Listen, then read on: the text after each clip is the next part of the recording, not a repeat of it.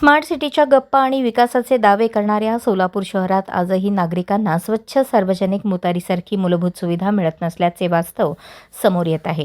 शहरातील अनेक सार्वजनिक मुताऱ्यांमध्ये अस्वच्छता, तीव्र दुर्गंधी, तुटलेल्या फरशा, बंद दिवे आणि नियमित साफसफाईचा पूर्ण अभाव असल्याने नागरिकांना मोठा त्रास सहन करावा लागत आहे। परिणामी अनेक ठिकाणी लोकांना मुतारीबाहेरच लघुशंका करावी लागत असल्याचे चित्र दिसून येत आहे। शहरातील सर्व वृत्तवाहिन्यांनी आणि माध्यमांनी सार्वजनिक मुताऱ्यांचे स्टिंग ऑपरेशन करून वस्तुस्थिती जनतेसमोर आणावी अशी मागणी नागरिकांकडून होत आहे। करोडो रुपयांचा कर वसूल करणारी महानगरपालिका नागरिकांना किमान स्वच्छ व सुरक्षित सार्वजनिक स्वच्छतागृह उपलब्ध करून देऊ शकत नसेल तर हा पैसा नेमका कुठे खर्च होतो असा प्रश्न उपस्थित होत आहे।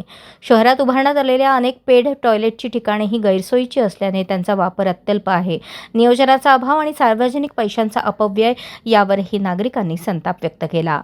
स्वच्छतागृहांची देखभाल, स्वच्छता आणि देखरेखीची जबाबदारी महानगरपालिकेच्या आरोग्य विभागावर असून या विभागाने तात्काळ सर्व सार्वजनिक मुताऱ्यांची पाहणी करून स्वच्छता, वीज, पाणी आणि दुरुस्तीची कामे तातडीने करावीत अशी मागणी होत आहे। सोलापूर महानगरपालिकेच्या संकेतस्थळानुसार स्वच्छता, सार्वजनिक ठिकाणांची साफसफाई आणि मोबाईल टॉयलेटच्या व्यवस्थापनाची जबाबदारी संबंधित विभागाकडेच आहे। अशाच नवनवीन अपडेटसाठी जनता राज्य न्यूज चॅनलला सबस्क्राईब करा, लाईक करा आणि शेअर करायला विसरू नका।